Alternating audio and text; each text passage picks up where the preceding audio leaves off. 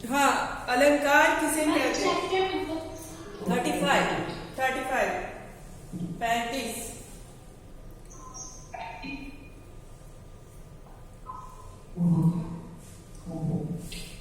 मिला।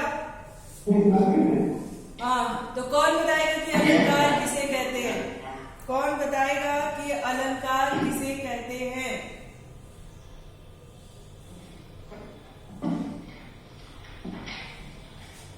यस, सिमरजोत।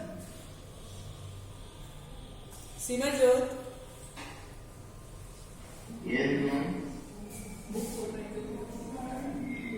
हाँ बताइए, अलंकार किसे कहते हैं? बुक से देख के नहीं बताएंगे, ऐसे बताइए अलंकार किसे कहते हैं। चलिए, कोई बात नहीं, कोई बात नहीं।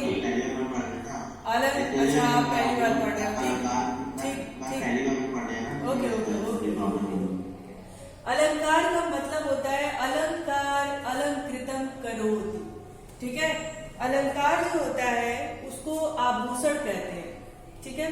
आप कहोगे मैम आभूषण कह रही हैं और पढ़ा रही हैं व्याकरण और इसमें शब्द पद की बात कर रही हैं, यहाँ पे गहनों का क्या काम, ठीक है। लेकिन जिस तरह से आभूषण पहन करके एक लड़की सुंदर सी दुल्हन बनती है और उसको आभूषणों से सजा दिया जाता है, ऐसे ही अलंकार रूपी गहने से जो आपकी कविताएं होती हैं, पद होता है, उसको हम क्या करते हैं? अलंकृत करते हैं, सजाते हैं। उसी को हम क्या कहते हैं? अलंकार कहते हैं। आप जब कविता पढ़ते हो, कोई दोहा पढ़ते हो, पद पढ़ते हो, तो उसमें क्या होता है?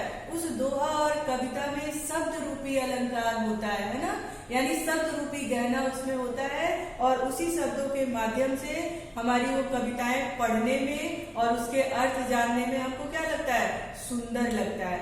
तो अलंकार का अर्थ होता है आभूषण, ठीक है। अगर वो आभूषण किसी स्त्री को पहना दिया जाए तो वो देखने में सुंदर लगती है, और वही शब्द रूपी आभूषण यदि किसी कविता में डाल दिया जाए तो वो कविता भी पढ़ने में सुंदर लगता है, रुचिकर लगता है और उसका अर्थ भी बड़ा ही सुंदर होता है। आई बात समझ में? तो अलंकार क्या है? अलंकार क्या है? शब्द रूपी आभूषण है। क्या है मैम? शब्द रूपी आभूषण। हाँ, ये तो ऐसे समझने की बात हो गई, ठीक है। अगर आपको समझना है अच्छे तरीके से तो ये समझने की बात हो गई। और लिखित रूप में आप क्या कहोगे? अलंकार का अर्थ होता है आभूषण या श्रृंगार, ठीक है। जब हम किताबों में, कविताओं में अलंकार का उपयोग करते हैं, अलंकार रूपी शब्द रूपी गहनों का प्रयोग करते हैं, वहां पे अलंकार होता है। और ठीक उसी तरह से जिस तरह से एक स्त्री को अगर गहनों से सजा दिया जाए तो वो इतनी सुंदर लगती है, उसी प्रकार किसी कविता को जादुई शब्द से, है ना, ऐसे शब्द जिसमें चमत्कार हो वैसे शब्द से सजा दिया जाए तो वो कविता भी बड़ी सुंदर लगती है। आ रही बात समझ में? आ रही बात समझ में? ठीक है। अब आप लोग जानोगे कि अलंकार कितने प्रकार का होता है। अलंकार के भेद कितने होते हैं? तो दो होते हैं। एक होता है शब्दालंकार, दूसरा होता है अर्थालंकार। शब्दालंकार का अर्थ होता है जब किसी पद में, किसी दोहे में, किसी कविता में अगर शब्दों से उसमें चमत्कार उत्पन्न हो तो वो क्या होता है? शब्दालंकार। और अर्थालंकार क्या होता है? जब किसी के अर्थ में चमत्कार उत्पन्न हो, शब्द पढ़ने में उतने अच्छे ना लगे लेकिन जब उसका अर्थ पता चले और वो उसमें चमत्कार हो, उसको हम कहते हैं अर्थालंकार। आई बात समझ में? आई बात समझ में? Yes ma'am. नहीं आई? देखो फिर से सुनो। अलंकार का अर्थ होता है आभूषण। अलंकार का अर्थ क्या होता है? आभूषण। आभूषण नहीं, आभूषण। आभूषण अर्थात गहना, ठीक है। और उसी आभूषण को किसी कविता में सजाते हैं शब्द के रूप में, ठीक है। और उसी आभूषण को किसी स्त्री को पहना दिया जाए तो वो कितनी सुंदर लगती है। अर्थात कहने का अर्थ ये है कि जो आभूषण है, जो अलंकार है, वो किसी कविता में हम शब्दों के रूप में सजाते हैं, और आभूषण अर्थात गहना किसी स्त्री को भी अगर उसको पहना दिया जाए तो वो देखने में सुंदर लगती है। यहाँ तक आया समझ में? Yes, ma'am. हाँ, और अलंकार को के दो भेद होते हैं, एक शब्दालंकार और एक अर्थालंकार। शब्दालंकार जहाँ पे शब्दों में चमत्कार हो, और अर्थालंकार जहाँ पे अर्थों में चमत्कार हो। आई बात समझ में? Yes, ma'am. हाँ, अब देखो शब्दालंकार, रुकिए,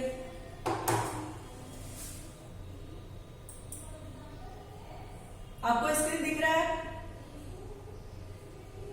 Yes, ma'am. हाँ, अब देखिए हम बात करेंगे शब्दालंकार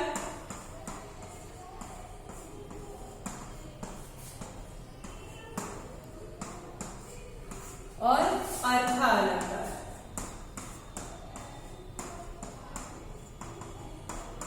ठीक है, देखिए शब्दालंकार वो होता है जिसके शब्द में चमत्कार उत्पन्न हो, और अर्थालंकार वो होता है जिसके अर्थ में चमत्कार उत्पन्न हो। ठीक है, अब देखो शब्दालंकार को भी 3 भागों में बांटा गया है। शब्दालंकार को भी कितने भागों में बांटा गया है? 3 अलंकार भागों में। कौन कौन सा? अनुप्रास अलंकार, अनुप्रास, और दूसरा होता है यमक अलंकार, और तीसरा होता है श्लेष अलंकार। क्लियर है यहाँ पे? अभी आज हम लोग सिर्फ पढ़ेंगे शब्दालंकार, अर्थालंकार दूसरे दिन। ठीक है, आज हम लोग सिर्फ क्या पढ़ेंगे? शब्दालंकार। देखिए बात करता है अनुप्रास अलंकार की।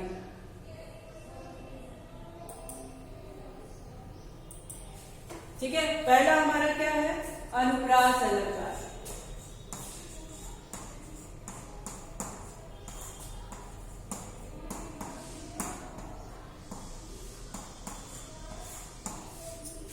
अनुप्रास अलंकार में जब एक ही वर्ण की आवृत्ति बार बार होती है, ठीक है, उसको हम क्या कहते हैं? क्या कहते हैं? अनुप्रास अलंकार। जब एक ही वर्ण की आवृत्ति यानी एक ही शब्द जब बार बार आए तो उसको हम क्या कहते हैं? अनुप्रास अलंकार कहते हैं। जैसे तरल तनुजा तट तमान तरवर बहुछाए। ठीक है, तब की आवृत्ति बार बार हुई है। तरल तनुजा तट तमाल तरवर बहुछाए।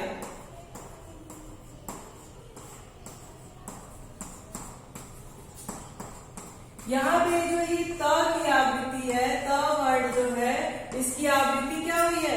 बार बार हुई है। और तरल का भी अर्थ अलग होता है, तनुजा का भी होता है, तमाल का भी होता है, तरवर का भी होता है। लेकिन ये कई वर्ड की आवृत्ति बार बार हुई है, और इसके शब्दों में ही क्या है? चमत्कार है। इसी के अर्थ में चमत्कार है। वहां पर क्या होगा? अनुप्रास अलंकार होगा। आई बात समझ में? आई बात समझ में? जहां वर्णों की आवृत्ति बार बार होने के कारण उसमें चमत्कार उत्पन्न होता है, उसको हम कहते हैं अनुप्रास अलंकार। ठीक है, अब हम बात करेंगे यमक अलंकार की। किसकी? यमक अलंकार की। यमक अलंकार भी वही है, जहां भी वर्णों की आवृत्ति बार बार हो परंतु उनके अर्थ क्या हो? अलग अलग हो। जैसे इसमें भी आपने देखा, इनकी आवृत्ति त वर्ण की आवृत्ति बार बार हुई है, पर सारे वर्णों की जो शब्द है उनके अर्थ क्या है? अलग अलग है। उसी तरह से यमक अलंकार में भी है कि वर्णों की आवृत्ति बार बार हो, एक ही वर्ण की आवृत्ति, परंतु उसका अर्थ क्या हो? अलग अलग हो। आ रही बात समझ में?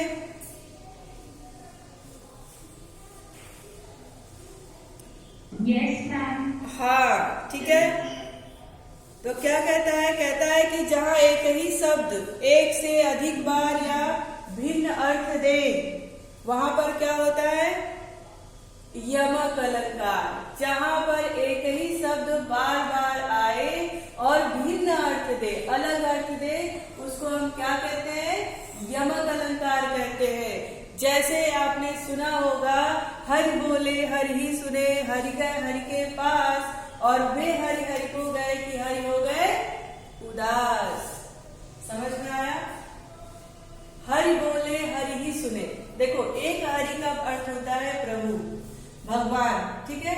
हरि बोले हरि ही सुने, और एक हरि का अर्थ होता है बंदर।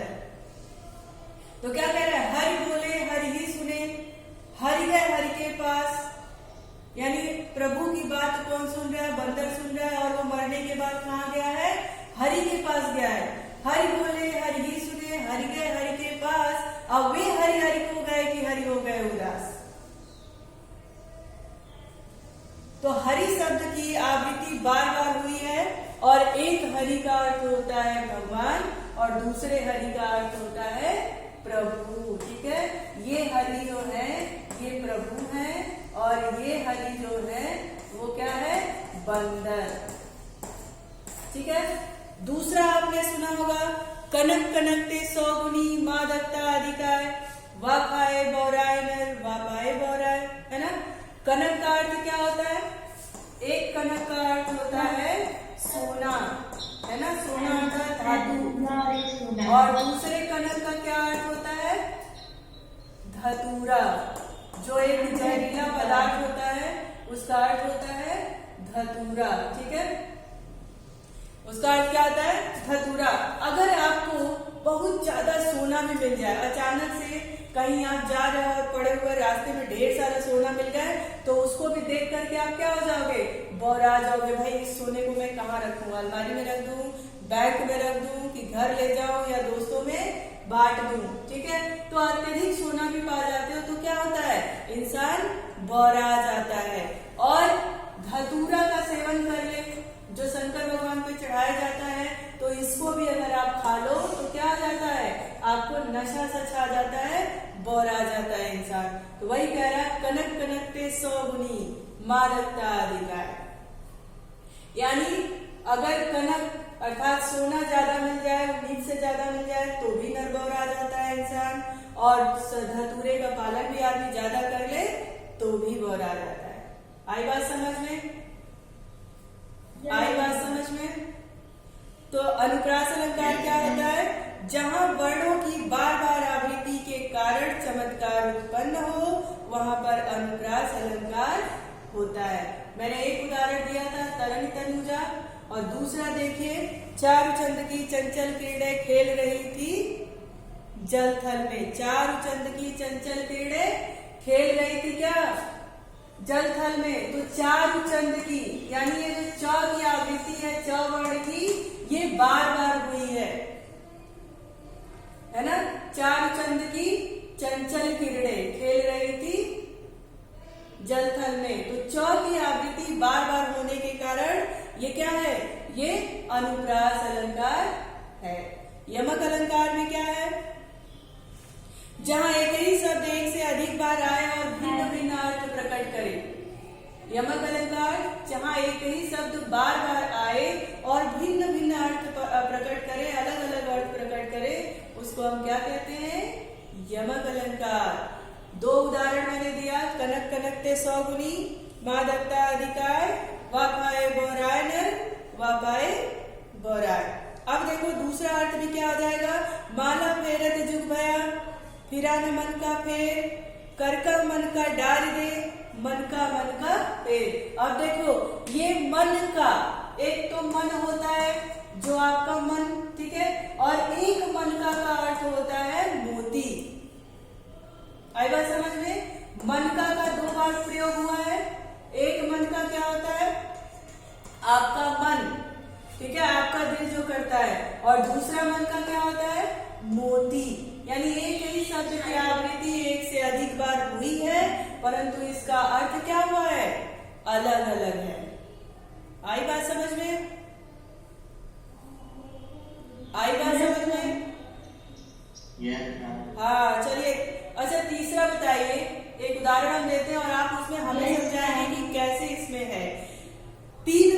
खाती कि 3 बेर खाती है? 3 बेर खाती वे 3 बेर खाती है, ठीक है। हाँ बताइए। हाँ 3 बेर, हाँ 3 बेर खाती वे 3 बेर खाती है। अब ये बेर है, ठीक है।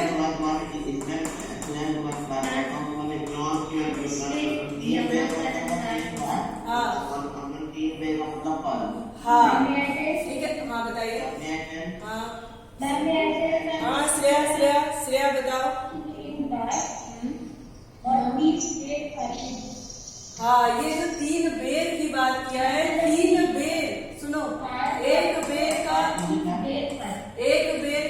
होता है, सुनो, एक बेर का अर्थ होता है फल, जो आप बेर खाते हो ना, वो फल है। और 3 बेर का क्या अर्थ है? समय, यानी 3 टाइम खाती हो। क्या करती हो? 3 बेर को 3 बार में खाती हो। यानी बेर शब्द की आवृत्ति 2 बार हुई, परंतु इसका अर्थ क्या निकला? भिन्न भिन्न निकला, अलग अलग निकला। वहां पर क्या हो गया? यमक अलंकार हो गया। आपको ध्यान देने वाली बात इसमें क्या है? अनुप्रास अलंकार में एक ही वर्ण की आवृत्ति बार बार होती है, वर्ण अर्थात अक्षर, ठीक है। और अलंकार में क्या होता है? एक ही शब्द की आवृत्ति बार बार होती है, यही ध्यान रखना है। अनुप्रास अलंकार में वर्णों की आवृत्ति बार बार होती है और यमक अलंकार में शब्दों की आवृत्ति बार बार होती है।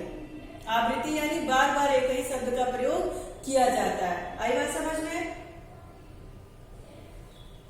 आई बात समझ में? अनुप्रास अलंकार में क्या होता है? किसकी आवृत्ति बार बार होती है? एक ही वर्ण की आवृत्ति बार बार होती है। और यमक अलंकार में क्या होता है?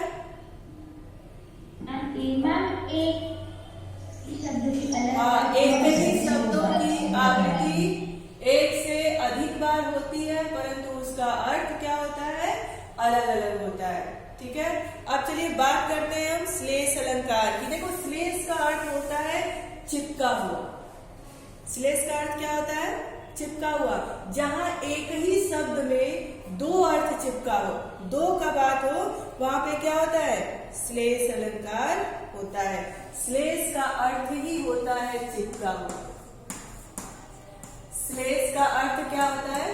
चिपका हुआ, यानी सटा हुआ, ठीक है। या फिर हम एक तरह से ये कह सकते हैं कि एक ही शब्द के 2 अर्थ हो। शब्द एक ही हो, बिल्कुल अलग ना हो, परंतु उस एक ही शब्द का अर्थ 2 हो और वो शब्द एक ही बार प्रयोग किया जाता है इसमें, ठीक है। अब देखो कैसे किया जाता है। मधुबन की छाती को देखो सूखी कितनी कलियां। मधुबन की छाती को देखो सूखी कितनी कलियां। अब इसमें आप कहोगे मैम कैसे पता चले कि ये अलग अलग है? कलियां का अर्थ देखो 2 तरह से होता है। जानते हो कैसे कलियां किसको किसको कहा जाता है? एक यौवन को कहा जाता है। जैसे आप एडल्ट होते हो, 18 साल की उम्र जब आपकी होती है, तो उसी कलियां को यौवन से भी नापा जाता है, ठीक है। हम कहते हैं बिल्कुल अभी एक यौवन पे एकदम जवान हो चुकी है ना, एडल्ट हो चुकी है, किशोरावस्था में आ गए, यानी ये खिलती हुई कलियां हैं। या फिर लड़कों के लिए भी ये खिलता हुआ समय है। तो एक तो कलियां यौवन को प्रदर्शित करती है, यानी आपकी किशोरावस्था को, और दूसरी कलियां क्या होती है? जो फूल खिलता है। भाई जब फूल खिलते हुए आप देखते हो तो सबसे पहले उसमें क्या आती है? कली आती है। कली से ही तो फूल खिलता है ना। Yes, ma'am. उसी तरह से हमारे साथ भी ऐसा होता है। हम बचपन से शुरू करते हैं बढ़ना, और पहले छोटे बच्चे होते हैं, फिर किशोरावस्था में पहुंचते हैं। तो कलियां का अर्थ 2 है। एक क्या है? यौवन, यानी किशोरावस्था में पहुंचना, और दूसरा कलियां है जो फूल कली से खिलता है। आई बात समझ में? तो एक ही शब्द की आवृत्ति एक ही बार हुई है इसमें। देखो लिखा है मधुबन की छाती को देखो सूखी कितनी इसकी कलियां। कलियां शब्द एक ही बार आया है, परंतु इसका अर्थ क्या है? इसका अर्थ क्या है? दो है। एक कलियां यौवन है यानी किशोरावस्था है, और दूसरी कलियां जो ये फूल खिलता है कली के रूप में, कली बनता है, कली के बाद खिल जाता है, उससे है। आई बात समझ में? अब देखो, रहीमन पानी राखिए बिन पानी सब सून, पानी गए न उबरे मोती मानुष चूर। अब बताइए पानी का अर्थ क्या होता है?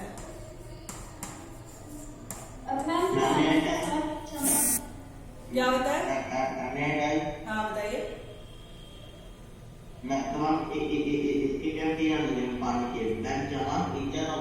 हाँ, चमक, इज्जत और जल, एक ही शब्द, यही पानी।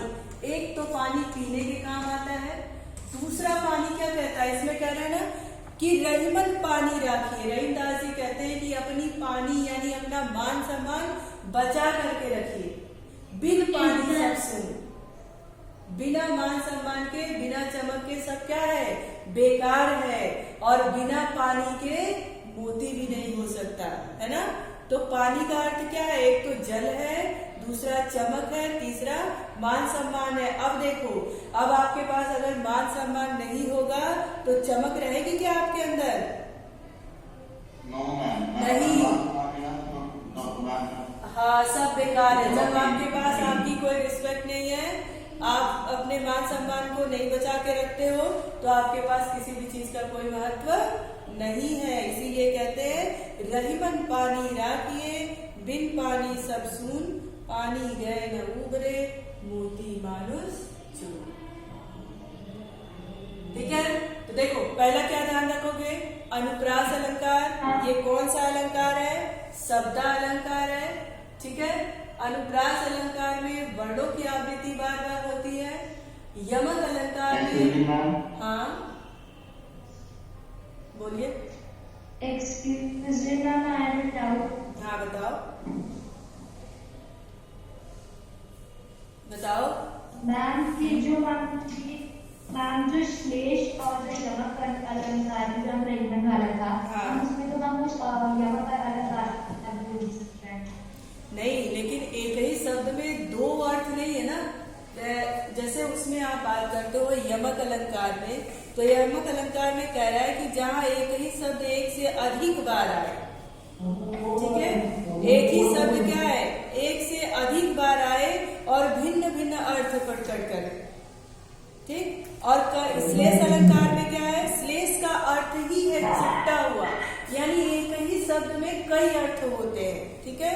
अर्थात जहाँ एक ही शब्द में एक से अधिक अर्थ चिपके हो, वहां पर क्या होता है? श्लेष अलंकार होता है। एक ही शब्द में कई अर्थ चिपके होते हैं उसके। ठीक है?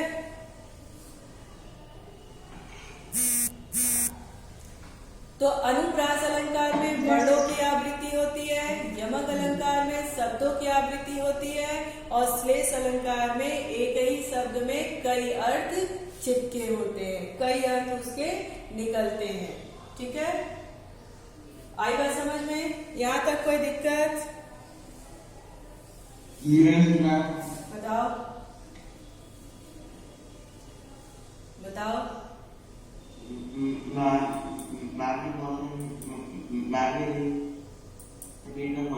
हाँ बोलो, कौन सा क्वेश्चन? आपने कहा कि मैम एक शब्द में तीन अलग लेकिन मैम दूसरे वाले में तो मैम तो दो अलग अलग शब्दों में मैम आते हैं, श्याम और हरे।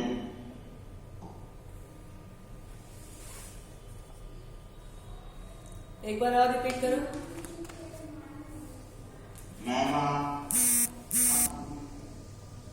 एक शब्द के तीन अर्थ होते हैं। एक शब्द के तीन अर्थ होते हैं। दूसरे वाले में तो मैम वो लेकिन मैम दूसरे वाले में तो मैम तो अलग अलग शब्द हैं, श्याम और हरे।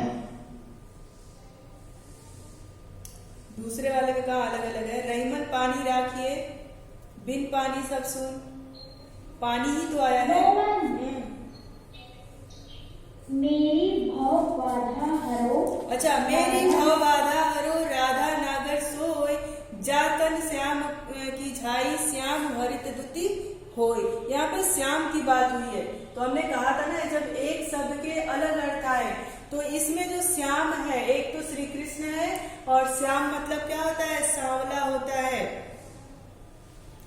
ठीक है। और एक शब्द आया है इसमें हरित, तो हरित का अर्थ होता है हर लेना, और एक शब्द अर्थ क्या होता है, हरा कलर। तो दो शब्द अगर आए तो दोनों के अर्थ अलग अलग हैं, एक ही में दो अर्थ है। श्याम अर्थात कृष्ण भगवान, ठीक है, श्याम, ये श्याम जो है रंग में भी आता है, जो सांवले वर्ण का होता है, ठीक है, काला है ना, सांवले वर्ण का, ठीक है।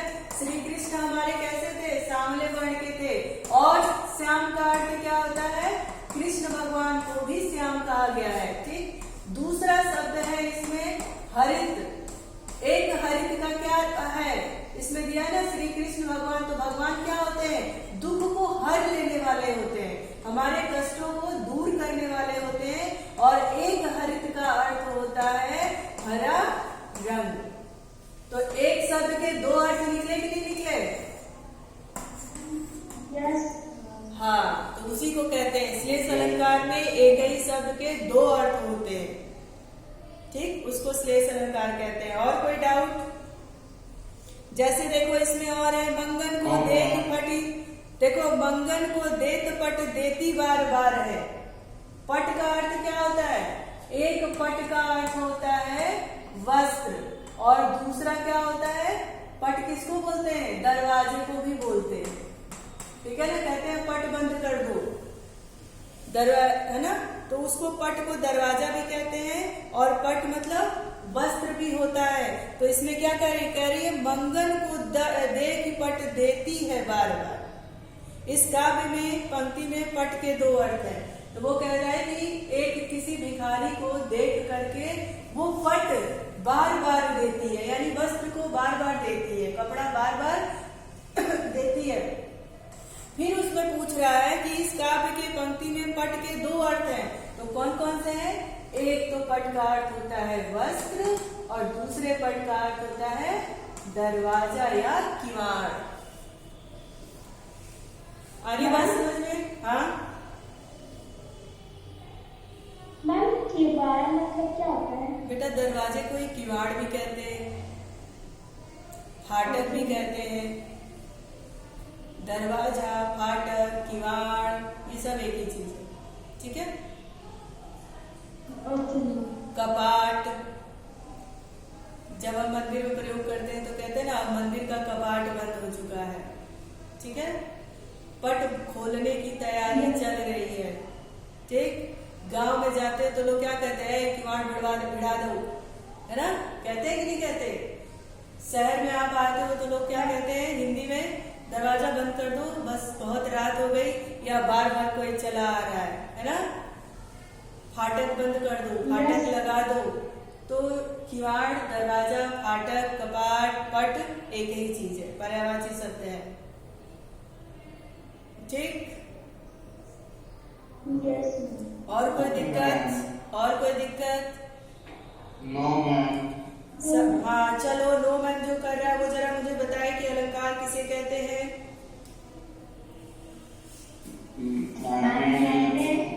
नहीं, एक एक करके बात करोगे। सिमरजोत आप आंसर करो, सिमरजोत आप आंसर करिए, सिमरजोत आप आंसर करिए।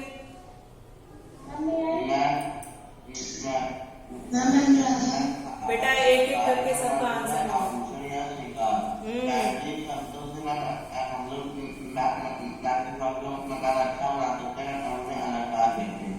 ठीक, चलो अनुराधा तिवारी,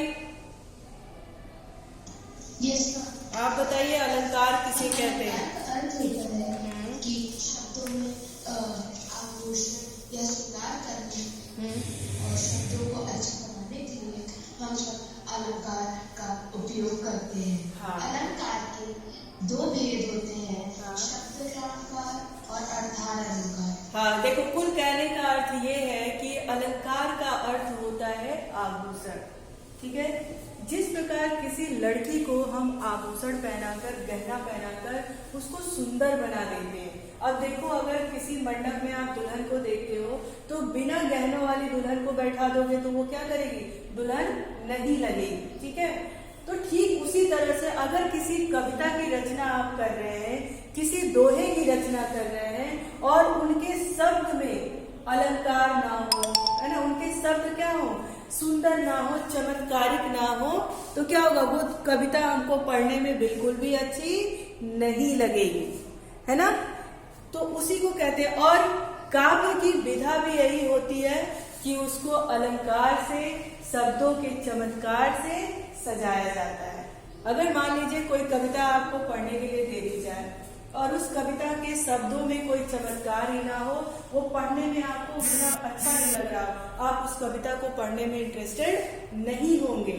ठीक उसी तरह से, जिस तरह से शादी के मंडप में अगर किसी दुल्हन को बिना किसी गहनों के, बिना किसी सजावट के बैठा दिया जाए तो वो दुल्हन आपको दुल्हन नहीं लगती है। आई बात समझ में? आई बात समझ में?